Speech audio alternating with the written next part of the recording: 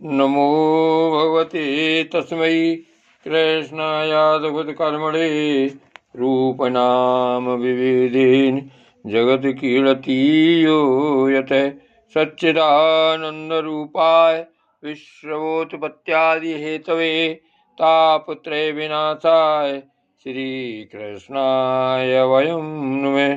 श्रीमद्भागवत महापुराण एकादश स्कंध अध्याय 11वां बद्ध मुक्त और भक्तजनों के लक्षण। भगवान श्री कृष्ण ने कहा, प्यारे उद्धव, पूर्वोक्त पद्धति से विचार करके विवेकी पुरुष समस्त विषयों से विरक्त हो रहता है और सोने बैठने घूमने फिरने नहाने देखने छूने सूंघने खाने और सुनने आदि क्रियाओं में अपने को कर्ता नहीं मानता, बल्कि गुणों को ही कर्ता मानता है। गुण ही सभी कर्मों के कर्ता भोक्ता हैं। ऐसा जानकर विद्वान पुरुष कर्म वासना और फलों से नहीं बंधते। वे प्रकृति में रहकर भी वैसे ही असंग रहते हैं जैसे स्पर्श आदि से आकाश, जल की आर्द्रता आदि से सूर्य और गंध आदि से वायु।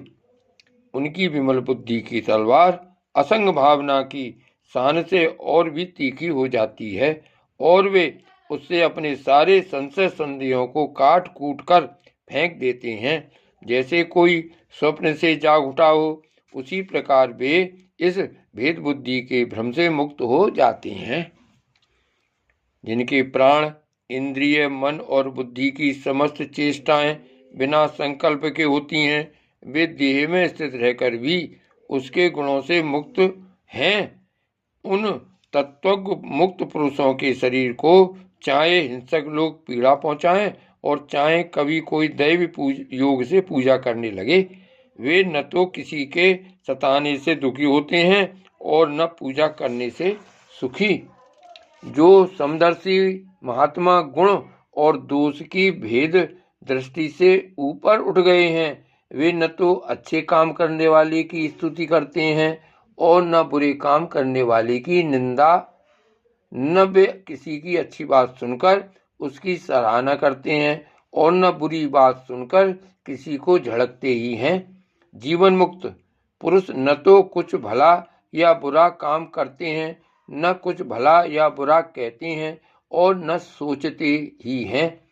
वे व्यवहार में अपनी समान वृत्ति रखकर आत्मानंद में ही मगन रहते हैं और जड़ के समान मानो कोई मूर्ख हो, इस प्रकार विचरण करते रहते हैं। प्यारे उद्धव, जो पुरुष वेदों का तो पारगामी विद्वान हो, परंतु पर ब्रह्म के ज्ञान से शून्य हो, उसके परिश्रम का कोई फल नहीं है। वह तो वैसा ही है जैसे बिना दूध की गाय का पालने वाला, दूध न देने वाली गाय, व्यभिचारिणी स्त्री, पराधीन शरीर, दुष्ट पुत्र, सत्पात्र के प्राप्त होने पर भी दान न किया हुआ धन और मेरे गुणों से रहित वाणी व्यर्थ है। इन वस्तुओं की रखवाली करने वाला दुख पर दुखी भोगता रहता है। इसलिए उद्धव, जिस वाणी में जगत की उत्पत्ति, स्थिति और प्रलय रूप मेरी लोक पावन लीला का वर्णन न हो और लीला अवतारों में भी मेरे लोकप्रिय राम कृष्णादि अवतारों का जिसमें यशो गान न हो, वह वाणी बंध्या है।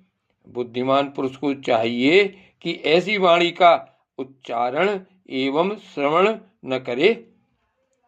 प्रिय उद्धव, जैसा कि ऊपर वर्णन किया गया है, आत्म जिज्ञासा और विचार के द्वारा आत्मा में जो अनेकता का भ्रम है उसे दूर कर दे और मुझ सर्वव्यापी परमात्मा में अपना निर्मल मन लगा दे तथा संसार के व्यवहारों से उपराम हो जाए।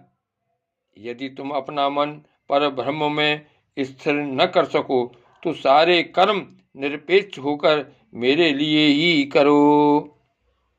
मेरी कथाएं समस्त लोगों को पवित्र करने वाली एवं कल्याण स्वरूपिणी हैं। श्रद्धा के साथ उन्हें सुनना चाहिए। बार बार मेरे अवतार और लीलाओं का गान, स्मरण और अभिनय करना चाहिए। मेरे आश्रित रहकर मेरे ही लिए धर्म, काम और अर्थ का सेवन करना चाहिए। प्रिय उद्धव, जो ऐसा करता है उसे मुझ अविनाशी पुरुष के प्रति अनन्य प्रेममयी भक्ति प्राप्त हो जाती है।